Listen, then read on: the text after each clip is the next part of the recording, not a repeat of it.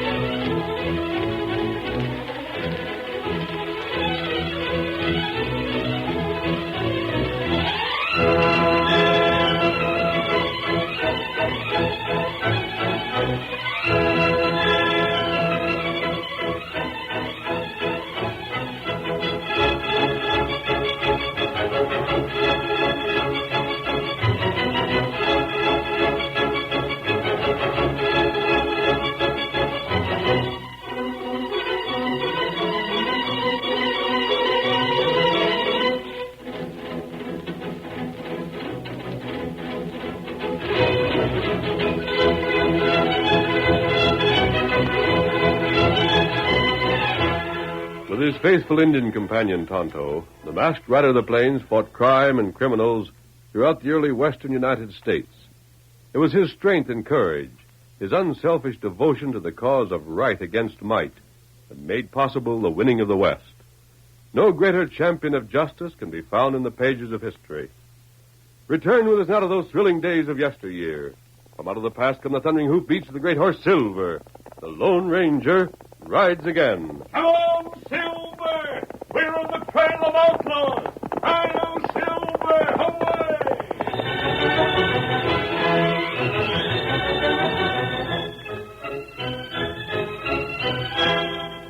3 men had just finished eating in Tex Dolan's cafe at Plainfield. 2 of the 3 were brothers, still in their early 20s. Their companion, however, was middle-aged, a well-dressed man with shrewd, kindly features. He turned to Tex, who stood beside him, and... How much do we owe you, Tex? For the 3, Mr. Morley, $3. You ate the special. Wait, let me get it, Mr. Morley. I owe a small bill here anyhow. Here, Tex, take this. It's a 5. That just makes it square. Uh-huh. You want anything else? That'll be all. Well, if you change your mind, holler. Ralph, you shouldn't have done that. You and Carl need your money. Oh, that's all right. Shucks, Mr. Morley. We couldn't begin to pay you back for all the times you've stood treat, even if we tried. Yeah, very well. What's the matter, Ralph? Huh? He was looking at Tex like he was aching to paste him one. Maybe someday I will. What is it? Trouble between you two? Oh, it's nothing. You recollect when the sheriff closed his place for a while, don't you, Mr. Morley? Why, yes, I do. Well, it was on account of Ralph. Him and Tex ain't had no use for each other since. You, Ralph? I understood Tex was closed because he'd been found selling whiskey to the Redskins. Yeah, but it was me that seen him. If there's any kind of an hombre I hate, it's one that'll take cash from Indians for poison that sets him crazy. So I told the sheriff. Tex had to pay $1,000 fine before he could open up again. I'm just sorry it wasn't 10,000. It served the skunk right. Ralph, listen to me. Huh? Be careful. Tex is dangerous. If he has a grudge against you, he'll not forget it until it's paid off. You take my advice and watch out for him. And in the meantime, don't make matters worse by quarreling. Oh, I won't start nothing unless he does. You'd better not. And by the way, have you boys had time to find out how your affairs stand now? Did your father leave much? Not much, Mr. Morley. Hardly anything but the house in town where we're staying. I'm sorry, but I was afraid of that. I knew he'd lost a great deal this past year. How about the bank? Anything there? Oh, not a dime. Nope. The only money he left us was in his cash box. I opened it yesterday. It was just a couple of $100. I see. Well, that's the way things go. You never know what to expect. Don't feel too badly about it. You both got your health, and I'm not sure that too much money is good for young men anyhow. It's nice to have all the same. Yes, isn't it? Well, maybe I can help you in that direction. Oh, we wouldn't want to borrow anything? Oh, I didn't mean that. No? No, Ralph had something else in mind. Really, that's why I wanted to see you today. Oh, yeah. Don't quite know how to get the point. You see, I can use one of you. The wages will be good. There's the trouble. I can't use you both. Well, give it to Ralph then, Mr. Morley. I can make out all right. I ain't worried. No reason why you can make out any better than I can. Look, Mr. Morley, take Carl. There, you see. Just how am I going to make a choice? Well, what kind of work is it? Maybe it'd fit one of us better than it would the other. Yeah. No, I don't think it would. I think either one of you could handle it. I don't get the idea it's easy, though. It isn't, I can tell you. That's why I hesitate. It called for a cool head and plenty of courage. I can't afford to make a mistake. Sounds like something interesting. It is. Yeah? Well, of course, you know that I've opened up production again on the old Lawanda mine. Uh-huh. I'll reduce the ore at the smelter there. I've made arrangements with the stage company to send a coach to pick up the bullion as needed. The stage will take it directly to the railroad. Well, that'll mean you'll have to watch out for holdup. Exactly the thing I have in mind. Now, 2 guards are going to ride that coach besides the driver. One of them will be furnished by the stage company. The other I've agreed to furnish myself. That's the job I meant. It'll be dangerous. The man I hire will be in charge. He'll have a great deal of responsibility. We ain't afraid of that. I know you aren't. But that still doesn't settle my problem. Which one of you is it going to be? Oh, I mean, of course, if the job appeals to you. Well, that'd be fine. Sure, I'd like it myself. But you better take Ralph, Mr. Morley, like I said. Doggone it, Carl. I don't need any looking after. Here, we won't quarrel about it. Let me tell you something. Don't be too anxious to give this job away. I won't forget the man who makes good on it. Well, you never can tell. Maybe before he's finished, he'll find himself in a much better position. Just keep that in mind. Then, Mr. Morley, it has to be Ralph. Didn't you know he was planning to get hitched? Steady job like that'd just do him fine. Was that so, Ralph? You getting married? Well, I have been kind of figuring on Well, it. wish you told me that before. There won't be so much danger that a married man shouldn't take it, and he's likely to be steadier. Carl, you don't resent that, do you? Oh, my shucks, no. If you give it to Ralph, that's what I said to do from the first. Good. Well, Ralph, what do you say? You meant that honest, Carl? You wouldn't be mad? Gosh, no. Why, then, Mr. Morley, I'd be glad to work for you. Just a second here. What is it, Tex? We're busy. Here? Well, I got business here, too. Tex, what are you It butting don't in? concern you, Carl. It's with your brother. Look here. Take a look at this. This the bill you just paid me with? Why? No, you don't. Keep your hands off it till you said whether it's yours or not. You ought to be able to tell. Well, let me see that one corner No, there. you can't. It's torn off. Well, that's mine, then. So was the one I gave you. Now, where'd you get it? Huh? What do you want to know first? Just answer up. Where'd you get it? Or you're going to claim you don't know. Well, of course I know. I know it. I'll just bet you do. You heard that, didn't you, Mr. Morley? You heard him admit it was his. Don't be a fool, man. Of course I did. Now, I'd suggest that you explain yourself. You just listen. You recollect a year ago when some crook robbed old man Veely south of town the day before he was going to pay off his crew? Yes, I remember. And you recollect why the sheriff said that the fellow that took it wouldn't dare spend it? Do you, Carl? Sure. Old man Veely used to mark his cash just in case it was stole. Each payday, he marked it different. That time, he'd put a circle on each bill in red ink. Everybody in the county was looking for somebody to try to spend cash with them markings. But what's Then that? just look here. A red circle. You're doggone right. Why, you polecat, you trying to claim I stole that money? Can you tell where you got it? I told you I could, didn't I? I found it just yesterday when I... Well, Go on, Ralph. Tell him. No, I thought I remembered, but I don't. I guess somebody must have just give it to me when I wasn't noticing. that's a good one. You never notice when it's got markings on it so big you can't miss. And with greenbacks in this part of the country as scarce as hen's teeth. Sure not. You just didn't notice. Or don't you dare own up. Tex, don't you dare call my brother a crook. Then why don't he talk? You heard him say he knew where he got it. If he got it from somebody else, then that fellow's a crook. Why don't he say who it was? Go on, Ralph. If you're protecting someone, don't do it. I'm not. Where'd you get that kind of a notion? I ain't trying to protect nobody. Then explain where the money come from. I just can't, Mr. Morley. Honest, I can't. I see. Mr. Morley, you don't think... Ralph, I've certainly never known you to do anything that was dishonest. But until this is cleared up... Huh? I think we'd better postpone any further discussion of that job I offered you. Well, good day. I'll have to be getting on. If I can help in any way, please let me know. Wait, Mr. Morley. I'd like to break your neck. I bet you would. But you won't. All your time's going to be took up explaining to the sheriff.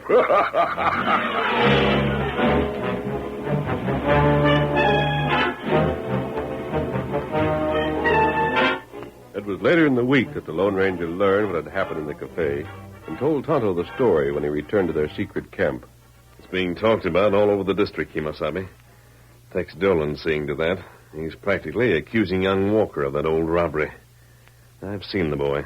If he's a thief, well, if he is, Kimasabi, then I'll never again attempt to judge anyone. We help him? At least I'd like to get to the bottom of this. If he is guilty, then of course he should be punished. But if he isn't, he shouldn't be made to suffer from suspicion. His name should be cleared once and for all. Ah.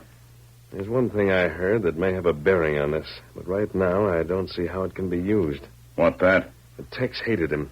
Ralph once had Tex fined for selling liquor to the Indians. Tex had threatened to get even. You think him get even this way? Perhaps. And Tex feller crook? Well, here's the trouble, Tonto. We know that Tex wanted revenge, and framing Ralph might have been his way of getting it. He might even have been the man who robbed Veely. It's more logical that he did than Ralph did.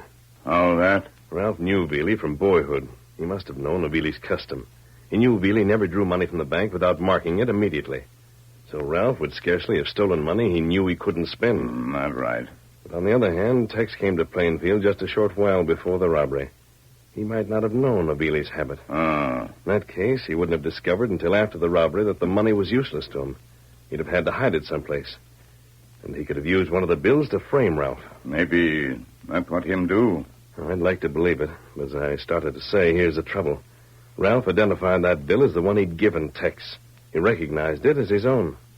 How could Tex have made a substitution? Me not know. And if that can't be explained, Tonto, Wait. What matter? I've thought of something, Kimasabi. And if it works... What that? Here, Silver. I won't explain now, Tonto. It's a chance. But a chance too thin to build hope on. Where you go? To town. Stay here. If my idea works, we may clear the boy in spite of Tex. That good. Come on, Silver. Hail, Silver! Away!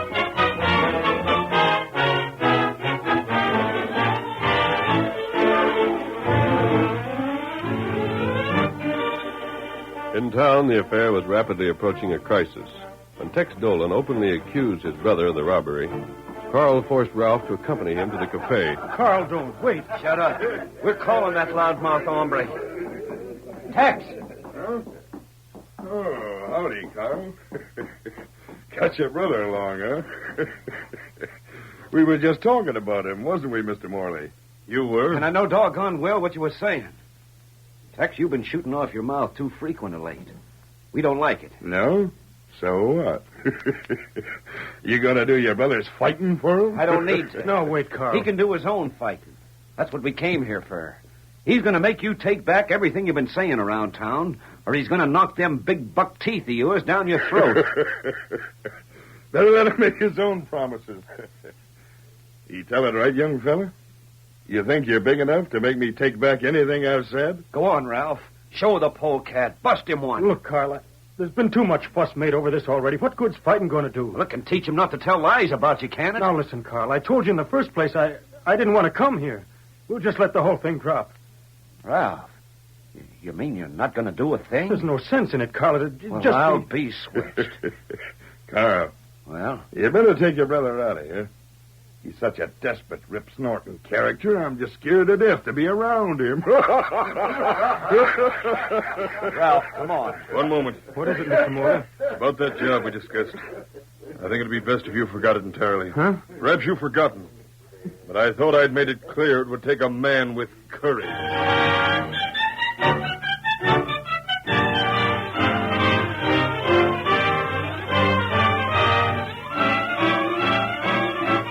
The curtain falls on the first act of our Lone Ranger story.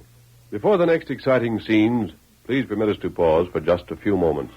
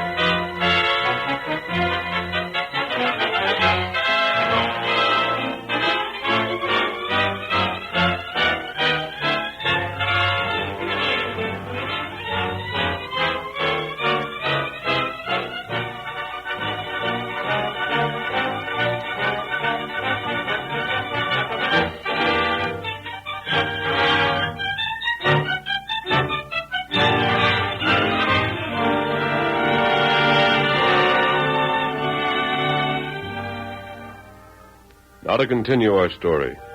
Leaving the cafe, the two brothers mounted and rode toward their home in silence. Ralph was thoughtful. Carl was too angry to talk.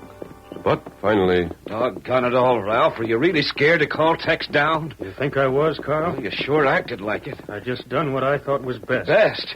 Why, don't you savvy you just made yourself look guiltier than ever? How do you figure that? Why, you stood right there in front of all them fellers and just the same as said you didn't want to fight because it'd make more talk. A fellow that was innocent would want to make all the talk he could. The more talk, why, maybe the sooner folks would find out the truth and the sooner it'd be cleared. Oh. But you're acting like you figured you was guilty. I'll bet when all this started, there weren't one feller in 100 around here that thought for 1 second you'd stole that cash from old man Veely. And now? There's as many think you did as think you didn't. It's all your fault. If we wasn't brothers, going by the way you act, I ain't so sure I wouldn't myself. Do you? Shucks, Ralph, you know I don't. But you've been making me so almighty mad. I'm right sorry for that, Carl. Oh, forget it. I don't count, but what about Morley? You heard what he said back there. And there's a fellow that's always been our friend. He'd have given you a good job, but even he's off you. You take that job, Carl. Knowing you need it to get hitched to Mary? If I can't get it now, I'll... Oh, let's not talk about it. There's a house. Let's get some sleep. Maybe you'll think over what I've said. Maybe tomorrow you'll decide to explain to folks why you've been acting so funny. I can't do anything different from what I have been. Well, then let's quit talking about it. Oh, boy. Who are they? Whoa. Helen Saddle. No, You'll stand right there. What nest? Ralph. What? You're going to answer some questions. Now, look here, mister. Who do you think you are? What's your game? This a hold-up? No. Well, then what But do you... your brother will answer my questions if I have to use force. That's a promise. Don't make trouble. That depends. What do you want to know? Ralph, I'm here as your friend. You? Now, don't interrupt. I don't expect you to believe that, so I won't insist on it. But you can answer my questions with no harm to yourself. First of all, I want to know exactly how you identified that marked $5 bill as the one you had given Tex Dolan. Hey, why are you... Quiet. Well, Ralph, You've heard about that? I have. Then you ought to know. Go on. I'm waiting to hear your story. Why, the bill I gave Tex to pay for the grub that day had a corner torn off it. I couldn't mistake it. But you hadn't noticed it was marked with ink? No, I hadn't. Think carefully before you answer this. Tex is your enemy. Is there any way in which he might have slipped that bill into your pocket before you paid him? I mean, could he have planted it on you so he'd have the chance to accuse you later? By golly, Ralph, if that's so... Sorry, Carl, but it ain't. You ought to know that yourself. When we went in the cafe that day, Tex wasn't even around. He didn't come in till later. He never come near where we was sitting till he came to collect. The barkeep? Well, the same goes for him. He never came near us at all. I see. But what's Now, one moment. Was there anything else besides the torn corner that made you recognize that bill? Nope. Why should there have been? Weren't that enough? Possibly. Now, suppose you tell us what this is all about. I can't for the present. And when you've told me one more thing, I'll leave. I know Veely had marked that particular payroll with circles in red ink. But I want to know this. How large were the circles, and just where were they placed? Well, for size, they was just about as big as a dime. Yes? And he drawed them right square in the center, one circle in the center of each bill. Good. That's just what I wanted to know. Here, old fellow. Before I leave, I'll tell you this, Ralph. Huh? If you're innocent, the information you give me is going to help prove it. But I don't see what I... Adios. Come on, Silver. Hail, Silver! Away! Oh, doggone. Carl, what do you suppose makes a crook like him interested in this deal? Crook? Why, you blind idiot. Didn't you see that horse? Didn't you hear what he called him? And didn't that mask mean nothing to you? Huh? What do you mean? That was the Lone Ranger.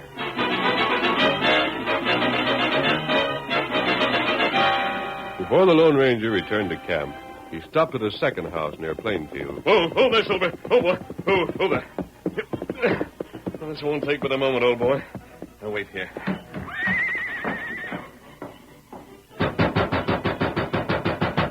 Who's there? A friend, Morley. Open up. Who's you? An outlaw. Inside, Morley. You're going to help me bring a thief to justice.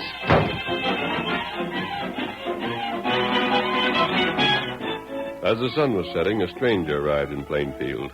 He made his way directly to the cafe owned by Tex Dolan and stood at one end of the bar, some distance away from the other customers. It was the Lone Ranger, without his mask, but cleverly disguised. Tex, come here. Howdy.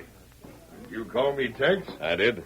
I don't seem to place you. We met before? Does that matter? Well, you called me by name, so I thought maybe Maybe I know you, Tex, without having met you before. Huh?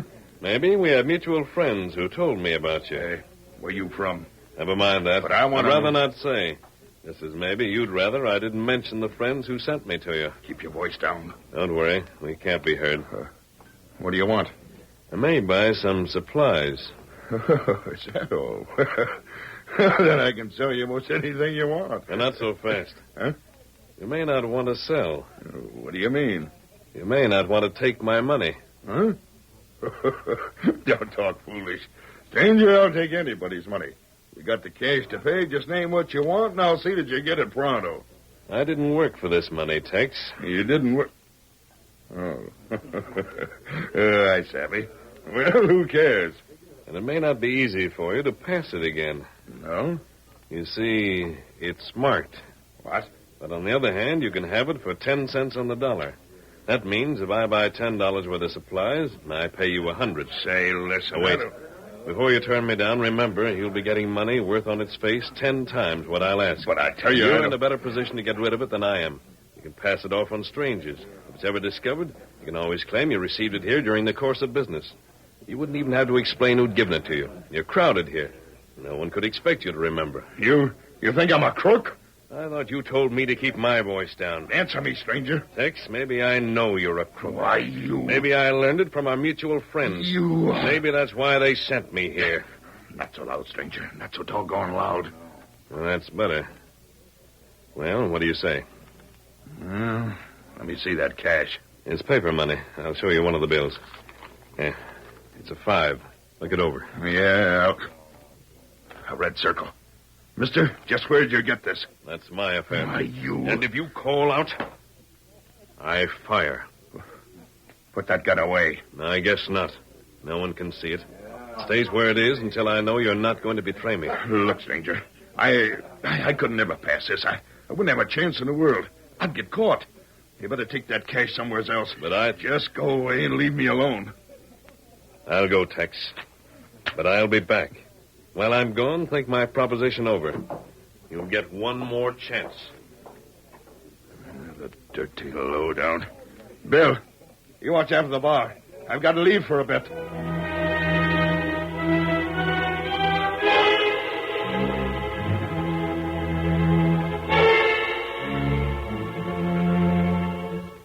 Tex ran out of the cafe, leaped into the saddle, and rode for his home at the edge of town. When he threw open the door, he yelled for his Negro handyman. Toby! Oh, Lord, Mr. Tex, you gave me a start. Why for you come home this time of day? Who's been in here? In here? Why, nobody, sir. Just nobody at all.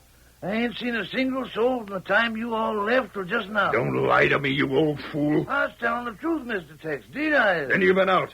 You left this house alone when I told you not to. No, I ain't, Mr. Tex. Get out of my way. Locked. That's funny. What's the matter, Mr. Tex? What for you all want to open that old trunk? Get out of here. But, Mr. Tex... Get out, you hear me? Go on outside. Get out and don't come back in again until I tell you you can. Sure, Mr. Tex. Sure enough. Mr. Tex. Well? Is you really as mad as you all look? Yeah, get out. Yes, sir. Keys. The trunk ain't unlocked. How in the dickens did he get that cash? It looks like it was touched. Here's a box. Well, I'll be... The money's there, Tex. What the? You'll find all of it's there. Then you were Tex, here. I marked the bill just like one of the bills you'd stolen from Veely, to make you think I'd stolen it again from you. I knew if you were the thief, you'd do exactly this. Tricked me. Yes. But you won't... Morley. Mr. Morley. Right. Yeah, and we're here too, you dirty skunk. You went around town accusing me when it was you that stole the money, and you knew I wasn't guilty. Wait, men, listen, I can You explain... framed Ralph because he'd reported your liquor sales to the Indians. I tell you, I this can was your explain... crooked way of getting even. Don't make a move. You'll never reach that door alive. Don't you. Don't, please. Then be careful. Well, Morley, you had Veely's money in his trunk. Is that clear, Ralph? It most certainly does. You hear that, Ralph? Now just let somebody try and hint you're a crook. Gosh, I don't know what to think, what to say. That bill I gave Tex that time, I think I have the answer to that, Ralph. Tex fooled you with a simple trick. Yeah? He was waiting for a chance at revenge. No doubt he knew just what he'd do when he got the opportunity. You gave him his opportunity. That day you paid for food at his place. Huh? How? You paid him with a torn bill. He took that bill and kept it. Then he took another $5 bill from those he'd stolen from Veely, tore off a corner just like the corner of your bill had been torn, and showed it to you. Gone. Of course, you identified it. You didn't have the slightest reason in the world for suspecting his trick.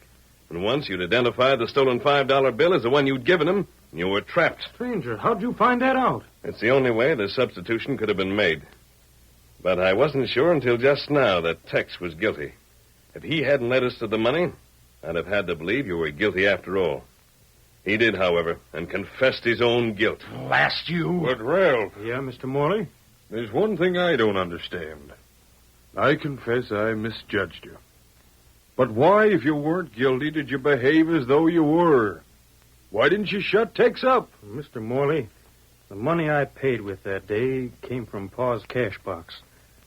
You see, I thought I'd given Tex a marked bill. And to clear myself, I would have had to tell where it come from. That would have made it look suspicious for Pa, even though I knew doggone well he'd never been a thief.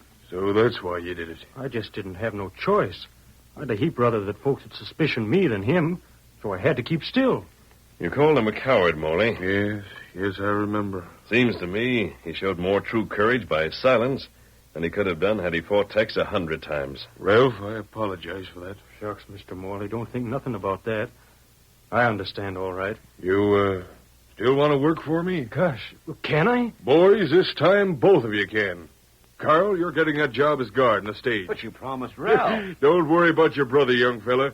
I'll find him work. I'll find him work that pays twice as much. I owe it to him. I'll silver away!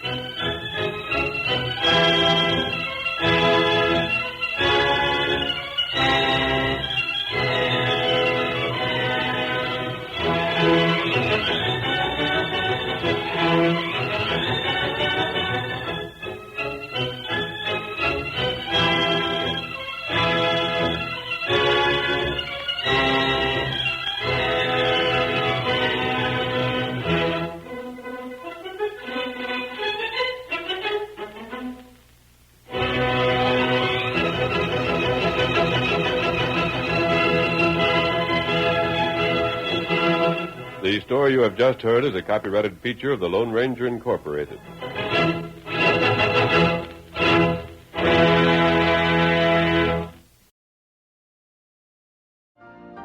You've been listening to the OTR Gold Network. Find more classic radio at otrgold.com.